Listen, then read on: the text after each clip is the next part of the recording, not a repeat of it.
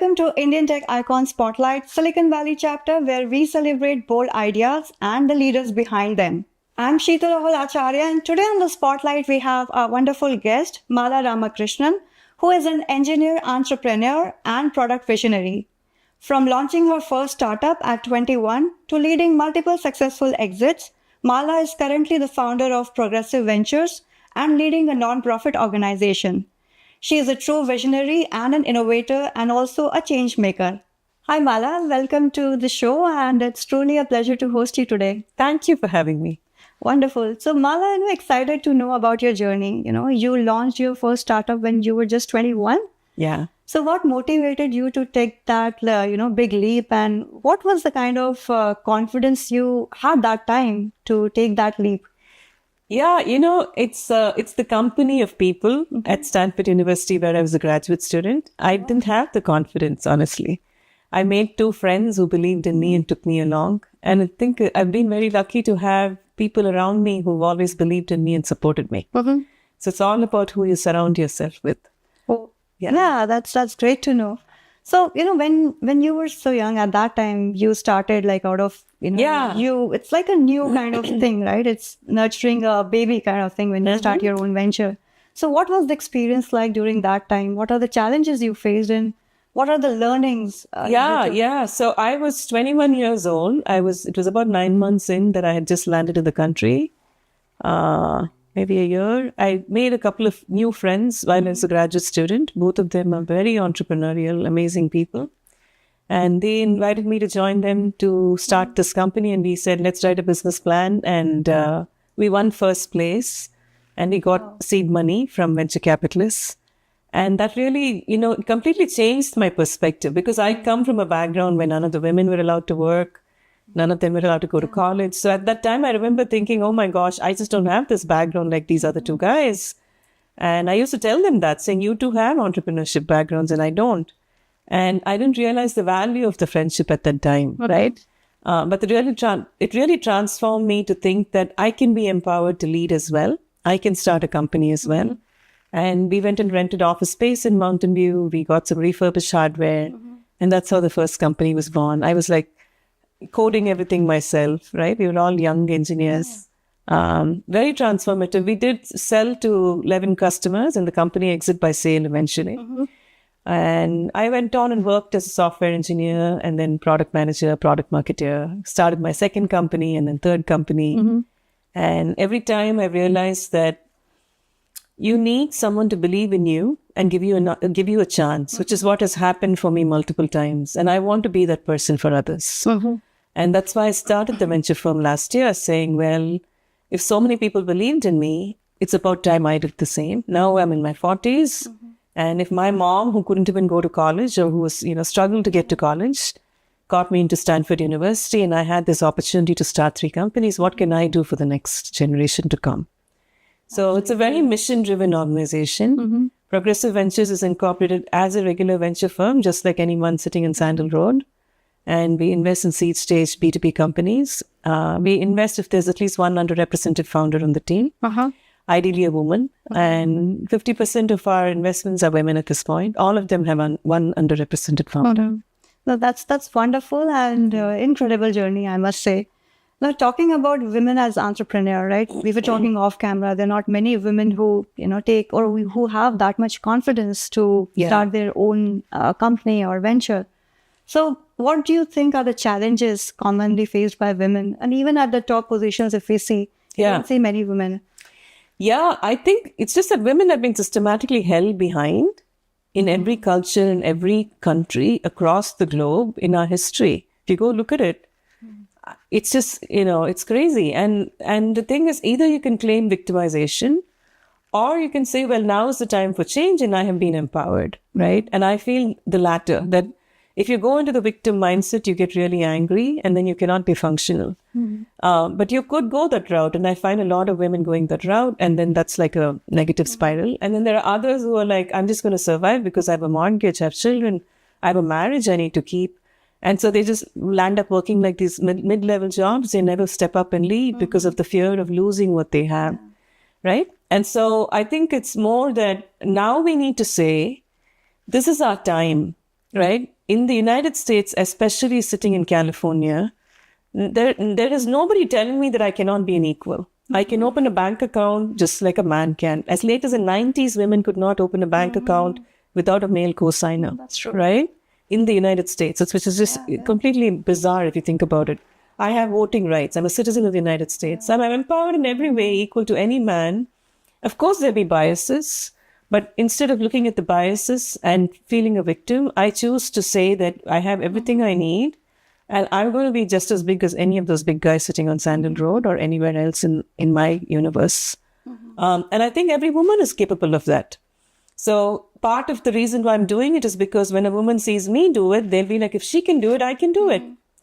Right? I'm just an ordinary person who came from India with $50,000 student loan and nothing in my pocket. And if I can do it, why not anybody else? So then that's part of my message to the world. No, absolutely. And you're truly an inspiration to a lot of women out there who are looking to start their own, ventures. And you're going to inspire them for sure. Yeah, I hope so. It's not just the people who need to start ventures. It is people wanting to step up at every level. Even if you're a leaf on a tree, you need to lead. You can't just say, I'm just going to take what I get and be safe. You have to say, I'm going to push myself as much as I can. And it's okay if you get kicked around a bit. But that's basically how you can get to higher levels than you possibly can ever imagine. And that needs to happen by the women, because we can't sit around saying, okay, we're being left behind, the men need to help us. We have to step up and say, I'll show you how you can help me, and I'm going to lead and you follow me. So I have a non-profit organization. It's called Founders Creative. The mission of the organization is to have 50% representation by women. In every room, every platform, every stage, every boardroom, every company going IPO, every founding team, because we're 50% of the population.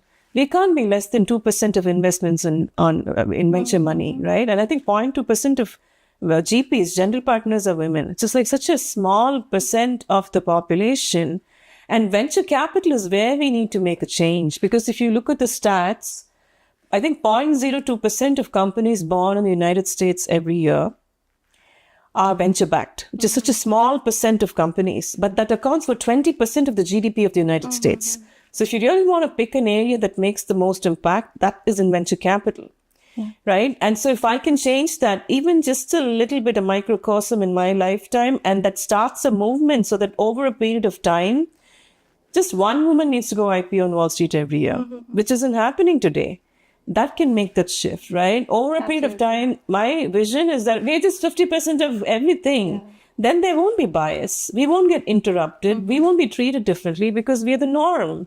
And that's how it should be, right? Absolutely. So that's my vision for the world. No, absolutely. And you're working on a great vision, Mala. And hopefully, in near future, we should definitely be there. And I think a lot of companies these days, Ivan, they are working on inclusivity, but still we are not yet there. I mean, the current government has blown up DEI, which is just, completely against the values of every human being who's actually walking the planet, where they know that women have been held behind. And there has to be ways in which we can make it inclusive. And so I think it's a statement that we should be making back, saying, well, tough luck, I'm going to stand up and lead anyway. And, this is our chance. This is our lifetime. We just have so many years left on the planet. And in those years, we have to step up and make a significant difference so that our children benefit from it. Right? And the people who come, and think about who are the people who, when they step out of the door, when you're asked to go and do a job outside the door, you think about, what about my child? We are the ones who think about, what about the children first? The women are the ones who think about, what about the children first? That's true. There are never any women shooters going and killing mass shootouts in any part of the country here. And what does it tell you? We are the ones with empathy and connection, thinking about the future generation. Climate tech will get solved. This is the solution for world peace, if you ask me. You want empathetic leaders who think about the next generation, and that's us women. And we are not in the rooms that matter. And that's the reason why the world is suffering today.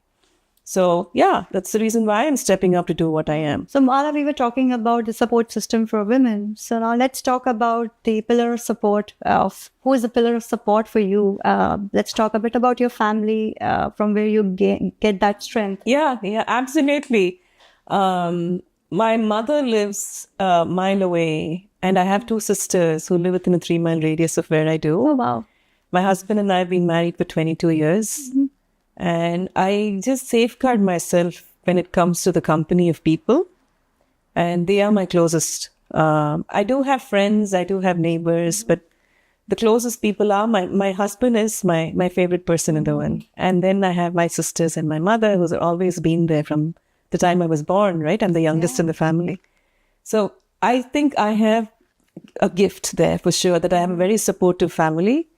And I have to rely less on friends as a result of that, which makes it much more powerful and empowering, that you don't have to compromise on relationships when you have the core group of people you were born with and you're married to who are so supportive. Well, that's wonderful to know. And you have kids as well, right? And how do you, if you want to talk about your kids, and how do you manage your work and your family life?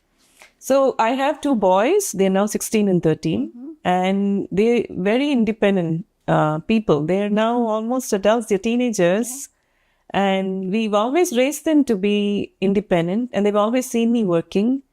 And I think my husband and I are both very independent people who believe in ourselves as well, as a result of which they emulate us. And that has worked very well. So they're very supportive of me as well. Like if they were here right now, they would be like, making sure that we're comfortable.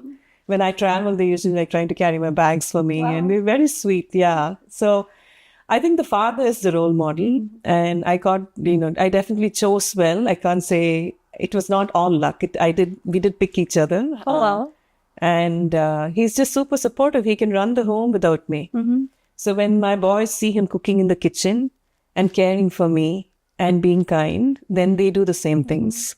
And so that works well. That's lovely. Yeah. So Mala, now let's talk a bit about the startups, right? Again, switching back to our startup conversation.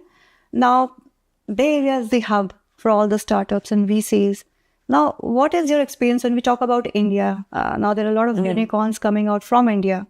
So what's the contrast that you see, and what you see is still needs in India, which we see here around in Bay Area and which is lacking in our country? Well, I can't claim to be an expert in India because I left 27 years ago, and I don't make a lot of frequent trips unless it's work related, because all my family is here.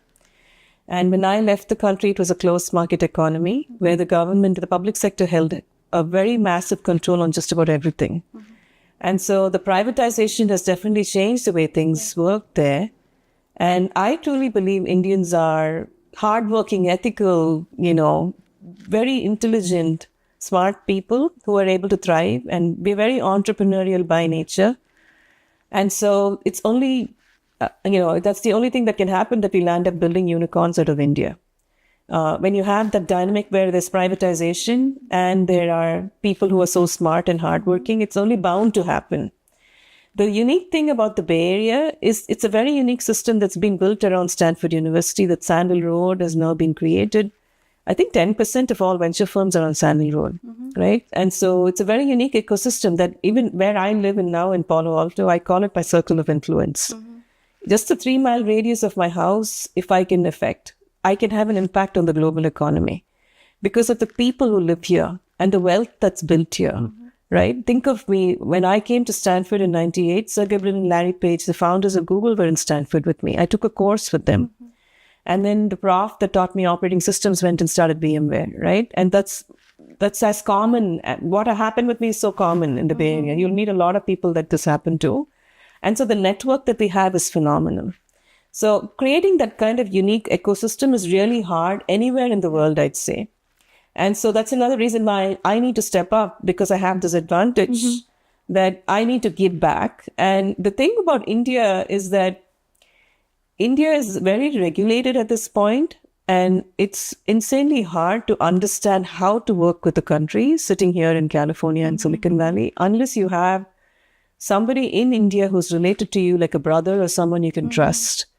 And so many of us are afraid to be able to, because there's money after all that we're trying to manage. And so I don't invest in India at this point, outside like sending donations. We don't invest through our venture firm. So that dynamic could change. Yeah, so Mala, now that we are also talking about your homeland, India, so we would love to know, like, which part of India you come from and where you were born and brought up, and how were your growing up days like? Yeah, well, I was born in Hyderabad in Andhra Pradesh, and then I'm a Tamilian, so I was raised in Madras and Coimbatore. I went to high school in Coimbatore and then college in E Road, a government engineering college, and I'm the third of three daughters. What was it like? It was a very free and kind and happy time when we didn't have devices, right? And I think we were very poor at the time. We didn't know we were poor, which is a nice place to be. We were still middle class by Indian standards, but I think compared to the global economy, most of India was insanely poor. So we didn't have a lot of toys to play with, and books came by hard. I read every book in the local library. I remember I'd read every single book in the local library by the time I left high school. My parents were very encouraging and supportive. They were like preparing us for a future they couldn't see clearly, just like we are. But that's just like it's a whole different level when you are in a country that has just become independent in the last couple of decades, really, right? And they were just preparing for us to be so there were roles in the house that you needed to get a PhD, that you needed to get a 4-year degree, a professional degree. And of course, you could be an engineer or a doctor. And you had to leave the country. You had to leave the house when you're 18, 17 years old and go to college. And we knew that we had to leave the country after 4 years and we had to figure out how to do it. My mother would explicitly say, don't get married, don't have children. Make sure that you are very wealthy and you work very hard. And those are good values. Now, of course, all three of our sisters are married and we all have children and we're very happy, but we're also, living in better wealth than we did. And my older sister has a PhD, and she said a PhD is a waste of time and don't do it. And I regret it, honestly, now that it's like, if that's the one thing I regret from my past, it's like, I wish I'd listened to Dad and just studied a little bit longer. You can still do it? I could still do it, yeah. In fact, I'm studying right now. I study at Berkeley. Yeah, I'm doing a second master's in data science and machine learning. I feel like, you need to go and update your skills if you plan to stay in computer science. I did get a CS degree from Stanford, but that was in 2000, 25 years ago, and the industry has changed so much. So I can't deceive myself to think that I actually know it all. So Mala, like with your experience, right, if you have to give one piece of advice to aspiring women or aspiring women entrepreneurs who are like looking to start their own venture, so what that advice would be from you? Yeah, I think the challenge is women, for one thing, women don't step up enough to start companies. And when they do, they don't pick venture scale ideas. And yet they expect to get funded. Now, I'll tell you, I think the way you should look at the world is, let's assume that there is no bias and that people cannot see who you are, what your gender is. And they can only see what idea you have and what you want to contribute in the world. And when you look at it from that perspective, is this idea venture scale without thinking about who I am? You need to be able to justify that you'll get to $100 million in revenues, right? Which means your valuation needs to get there, right? This is basically a unicorn will have $100 million in revenues. And most venture scale ideas will get there in 5 to 7 years. So the challenge I find is women land up picking very small ideas, and we land up I think probably we start more businesses than men, but we start like yoga workshops and we start, childcare centers and services oriented businesses, which is fine. It's a good start. And I've actually tried some of those. I run a school, I run preschools and all that, but that's not how you can make the biggest impact in the world, right? If you want to build multi-generational wealth, then you need to pick ideas that are so massive that it can change the way people work and operate. And that's Google for you. That's Facebook. That's VMware. All these technology companies. And you don't have to be a technologist even to do that. But the way to do it is to start thinking about who's the market.